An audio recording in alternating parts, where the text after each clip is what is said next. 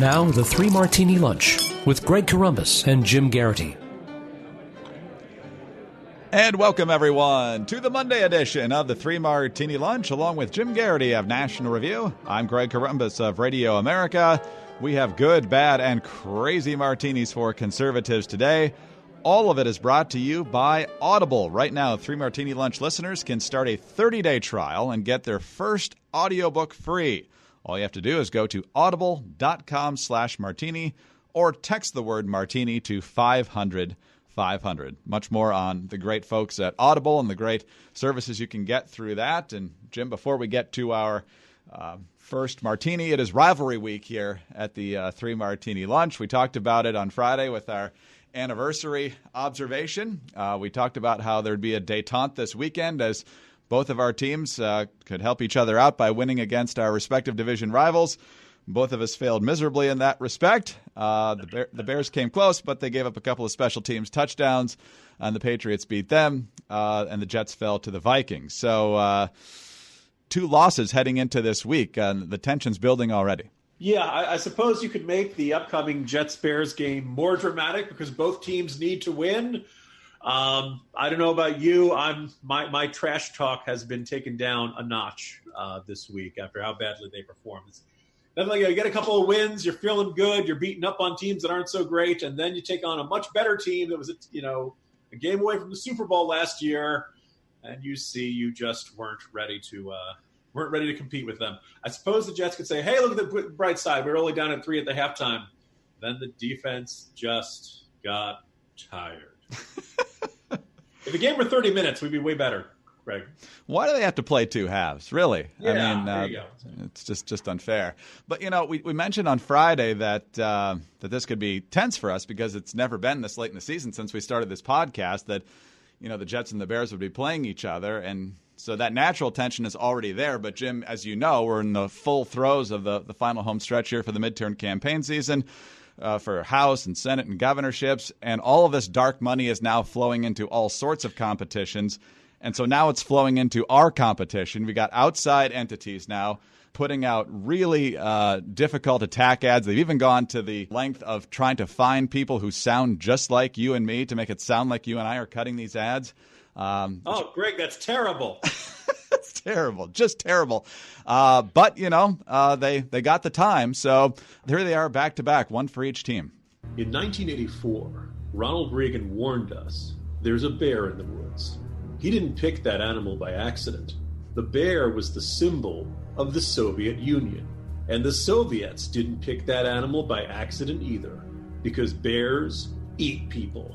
Do you support eating people? Bears have killed 30 people in North America since the year 2000. But you know what Ronald Reagan used to defeat the Soviet Union? A defense buildup. And a big part of that defense buildup was jets. Greg Corombos roots for the Bears. And that's fine if you're a communist. Paid for by Americans United Against Chicago. Jim Geraghty and the Jets are trying to scare you by mentioning people killed by bears. But virtually all were killed after entering where the bears call home. Freedom-loving bears were practicing self-defense. It's a bedrock principle for conservatives, but apparently not for Jim Geraghty and the Jets. And what do you get each time you use a jet? Huge taxes on every ticket, a complete invasion of privacy and security, and then herded like cattle on every trip. Anti-self-defense, higher taxes, big bureaucracy running your life. Conservatives just can't trust Jim Geraghty and the Jets. The Ground the Jets Political Action Committee is responsible for the content of this advertisement. Whew. Jim, they got time later this week, too, so we are getting some intense competition. We still got 6 days before this game. I don't know about you, Greg. I thought that first ad, first of all, the guy sounded really smart. That guy has a very good voice. I think he made some strong arguments. I was just disappointed in the second attack ad against the Jets. There was no mention of the right to bear arms. The Bears do deserve their rights to keep their arms attached to them. And good luck to you who want to take it away from them, right? Sorry, you can't have those arms. I can't wait to see how nasty this gets over the next couple of days. But On to our actual business today. Let's go to our good martini now. And Jim, you've written about this extensively over the past few days. David Drucker's doing it for the Washington Examiner and the New York Post. The House is still in play for the Republican Party, which is good since we, have the majority. Here's what he says in the New York Post. Control of the House of Representatives is teetering on a razor's edge. Poised to fall to the Democrats on November 6th, but hardly a lost cause for the Republicans. Amid a blue tide of cash, grassroots activism, and voter enthusiasm, the Democrats only have to win 23 seats to erase the GOP's 42-seat majority.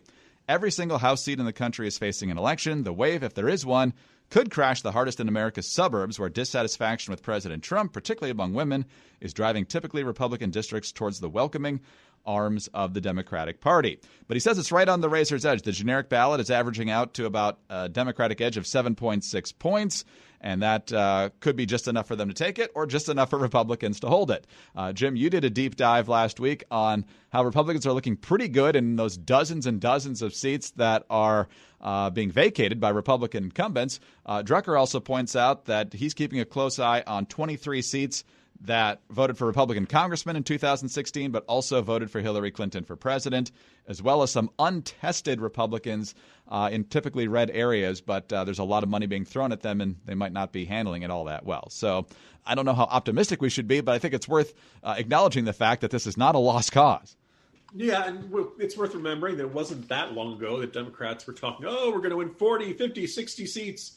And we have seen swings like that back in 2010. When Republicans won control. It's not completely out of the realm of possibility, but you really have seen the momentum shift in Republicans' direction from absolutely terrible to now less terrible. Not quite good, but improving. David Drucker is a smart guy. I think it's a really good analysis. He quotes a guy in there, another guy who I listen to and trust a lot, named Nathan Gonzalez. And I think Nathan Gonzalez, kind of the way he breaks up the categories of these seats is pretty good. He goes through, he says, look, 14, he says, are pure toss-up. 12, he says, 12 Democratic. That's currently held by Republicans.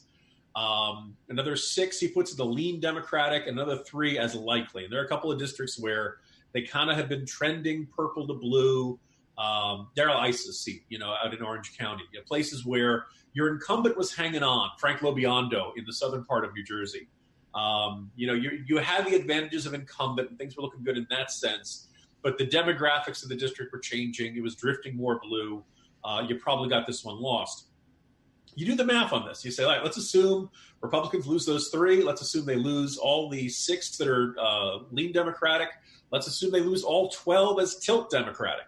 Well, now you're in the attitude of, 12 plus 6 plus 3 gets you to 21. And then you got those 14 Republican districts that are a toss-up. Let's say you split those, it's a 28-seat flip, and the Democrats would have a majority, not by a lot. They'd be 24, but they'd be up there. Now, here's the thing, though. There are 10 Democrat-held seats that look iffy. I think there's at least 2 in Minnesota, maybe 2 in Nevada where Republicans have a shot. I also know there's some Republicans who think things aren't done in New Hampshire. Let's assume Republicans win a few back. That there are a couple of seats that the Democratic Congressional Campaign Committee has pulled their ads from. Let's say Republicans win 3 or 4 seats. That puts you back to 24, just enough to flip control of this. So, by this reasonable estimate of not expecting some people might say, it's always going to swing one way or the other. This is why I don't you should not use the Trump presidential approval rating nationwide. Because you don't have elections held nationwide. It's district by district. And there are a bunch of places where Republicans got a good candidate. The demographics have not shifted the way the Democrats have wanted them to, et cetera. Look, when you have it in that 23, 24, 22 seat range of movement, maybe the Democrats have control by a couple of seats. Maybe the Republicans have control by a couple of seats. I don't think. Now, again, this is not a great place for Republicans to be in, but when they were talking about a 60-seat swing, keeping it down to somewhere in the 20s doesn't look so bad. And if it really is going to be somewhere in the 20s, Republicans have a shot, not a great one, but a shot of keeping control of the House. So, if you're the Republicans, you just want to keep things moving in this direction and hope that by Election Day, you got just enough votes in just enough places. And look, last time that happened was 2016. So it's not all that unusual for Republicans to have just enough votes in just enough places to get control. Yes, that would be very, very nice. It's going to be a long 2 years if the Democrats get the House, to say the least. But keep reading, Jim, keep reading Dave Drucker, and keep reading in general. Audiobooks may be the best way to do it. What would it look like if we all listened more? Listening to audiobooks motivates us, inspires us, even brings us closer together. And there's no better place to listen than Audible, because now Audible members get even more. Exclusive audio fitness programs, audiobooks, Audible originals, and more. Audible has the largest selection of audiobooks on the planet. And now with Audible Originals, the selection has gotten even more custom with content made for members. Now, I was just looking over at audible.com. I was trying to think about what if you had a really long flight and you really needed some sort of way to, you knew you were going to be stuck in one place, you wanted something to read. The author, Robert Caro, has done some amazing work doing biographies of Lyndon Johnson, and they are exceptionally in detail. People say these are some of the best political biographies ever written. And, oh, yes, they're kind of on the long side. Everything short of what Lyndon Johnson had for breakfast every morning is the sort of thing you'll get in here. So I decided to check. So let's assume you've got a really long flight. If you want to read The Power Broker, which is actually about Robert Moses in the fall of New York, that one, the audiobook is only 66 hours and 9 minutes. So let's say you've got, you're going around the world a few times. Let's say you just want to go to Lyndon Johnson's Means of Ascent. That one is 22 hours and 8 minutes. Path to Power, which probably some people say is one of his best, 40 hours and 29 minutes. The Passage of Power, very much about the congressional years, 32 hours and 45 minutes. And finally, Master of the Senate. If you feel like you just want something a little bit shorter and easier, that work by Robert Caro is only 18 hours and 41 minutes. So let's say you got to fly to Singapore and back and it's a straight shot and you need something to do. This is some good options for you. Look, every month, Audible members get 1 credit good for any audiobook they choose, plus 2 Audible originals from a changing selection that they cannot find anywhere else. They also get access to audio fitness and health workouts created exclusively for Audible. Plus, your books are yours to keep. With Audible, you can go back and re-listen at any time, even if you cancel your membership. Didn't like your audiobook? You can exchange it, no questions asked. Start a 30-day trial, and your first audiobook will be free. Go to audible.com/martini or text martini to 500-500. You can do it with audiobooks. That's audible.com/martini or text martini to 500-500 to get started.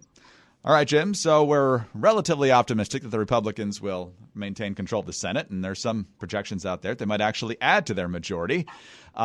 With the House side, as we said, it's going to be dicey, but it is possible for the Republicans to hold. It's certainly worth watching and certainly worth voting.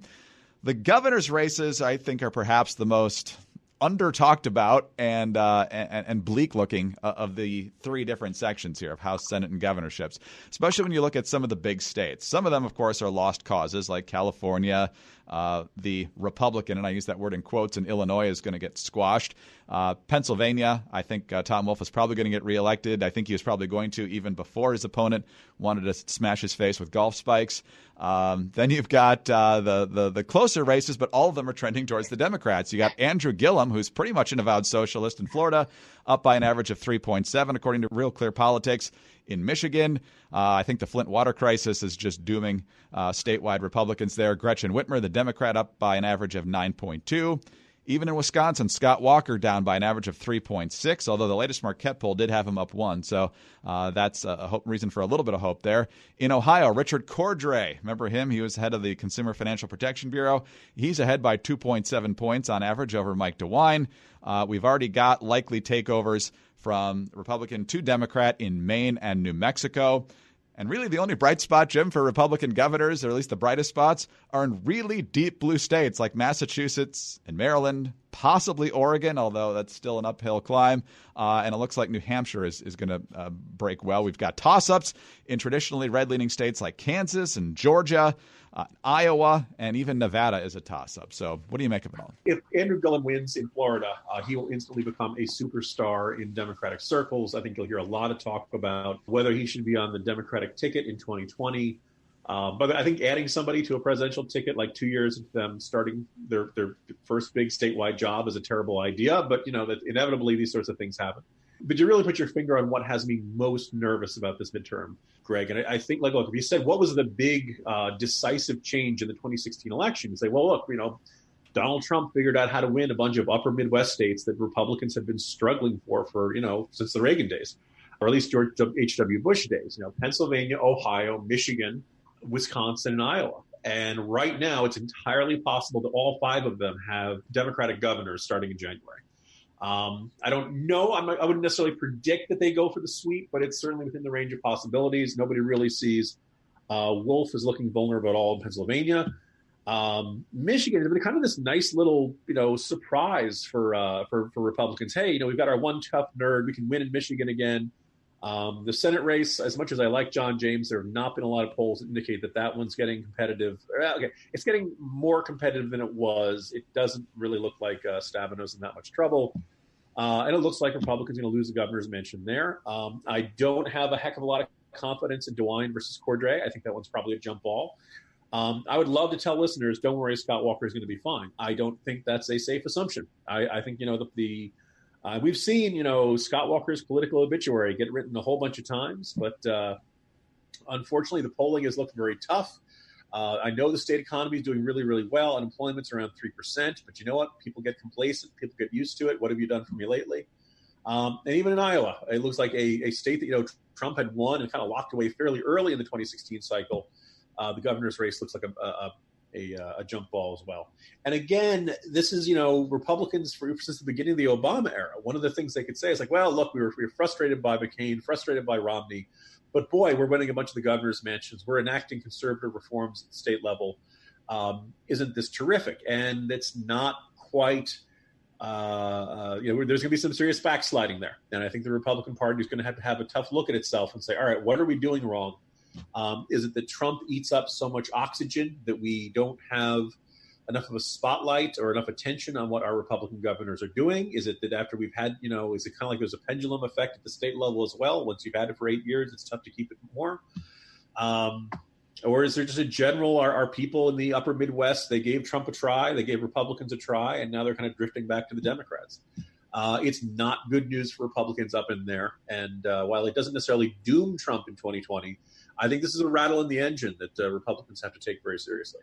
Yeah, good point, because not only do governors play a big role during presidential election years, this is also going to be the midterm election that determines who is governor in these states once the census numbers come out and they decide how to draw the congressional seats. I don't know how the legislative balances are likely to play out in all these different states. Republicans do have the majorities in most of those places, but if the Democrats can make inroads there as well, some of these congressional districts on the House side are going to be looking even more difficult a few years from now as compared to where they are right now, and they're already plenty difficult. If you're having, as Republicans in Virginia learned, if you're having a bad year in your governor's race, you're probably going to have a bad year in your state legislative races as well. Well, that is certainly true, and that makes me a little bit worried about a lot of these polls, because remember, Ed Gillespie versus Ralph Northam was thought to be a dead heat, maybe within a point or two, and Northam ended up winning by 9. So hopefully the polls in these other states have been calibrated for just how much Democrats are eager to get out there and give it to Trump. Let's move to our crazy martini now, Jim. And we've talked about the House. We've talked about the governorships. Let's talk about the Senate again. And yes, we're going to talk about Beto O'Rourke again. I'm not even sure this is his fault. In some ways it is. It's the media's fault, certainly. The Democrats are in love with this guy. Already just last week, even though the polls aren't looking good for Beto, the number one story on his media page on his campaign website was the fact that people are talking about him for 2020, running for president. So Beto mania is not going to run out, even if he loses November 6th, but we'll see. But some folks have decided that they just can't get enough Beto, so they decided to rework the Village People classic YMCA to a Get Out the Vote song for Beto. I promise you we're not going to play the whole thing. Here's about 30 seconds of it. Texas, time to make a new choice. Hey, hey, Texas, time to hear a new voice. Hey, hey, Texas, there's a choice to rejoice. There's a new day dawning, Texas. Whoa, whoa, whoa, whoa, whoa. Come join the party for BETO. Come join the party for BETO. Everywhere that he goes, people see that he's great. Rising star of the Lone Star State. Come join the party for BETO. Okay, that's plenty. Jim, they say we're in a political/celebrity culture. I'm not sure we can go back anymore. What do you make of this? Yeah, Greg, when your campaign has reached the musical theater stage, there are a couple people who saw that and said it really looks and sounded like a parody of Beatomania. That basically, like, we were trying to make fun of how ridiculous the Beto fans are, and just how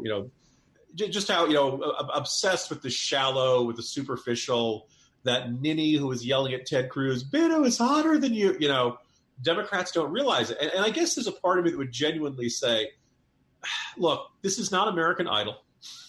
This is not the Oscars. This is not the most valuable player competition. You're electing a senator. Okay, let's try to have a little bit of dignity, a little bit of seriousness to the task before us. And it just kind of, it's interesting. I think that they've learned all the wrong lessons of this. And I think one of a very big driving factor after the Obama mania of 2008, Republicans wanted a celebrity of their own. And Donald Trump was a celebrity who was very much known from the pop culture world and movie cameos and The Apprentice and all this kind of stuff. Guys, you're not pushing our politics in the right direction. And I don't mean, capital R right, or you can do small r right, however you want to characterize it. Beto O'Rourke is not... yes, they've always had, enthusiasm and jingles and all that kind of stuff. But this is playing down to the stereotype. This just is not... It's a Senate campaign, guys. Are we setting the bar too high, Greg? Is it just expecting too much? You know what? Everything is bigger in Texas, even the silliness, I guess. I guess so. If we were to reconstitute the Village People with prominent Democrats, I'm not sure exactly who would fit each role. I know who I'm guessing they would think the Indian ought to be, but other than that... There you go. I was waiting for that one. November 6th can't come soon enough in that race as far as I'm concerned. And big rally with Trump and Ted Cruz, because they've been really, really close, good friends for a long time. And there we go. Yep, good buddies. Hope his dad shows up. We're just going to forget about that for a few weeks. Jim, you have a great day. We'll see you tomorrow. See you tomorrow. Jim Geraghty of National Review. I'm Greg Corombos of Radio America. Thanks for being with us today. And be sure to tune in again on Tuesday for the next 3 Martini Lunch. In the meantime, get those audiobooks going. Start a 30-day trial and get your first audiobook free at Audible, audible.com/martini, or text martini to 500-500.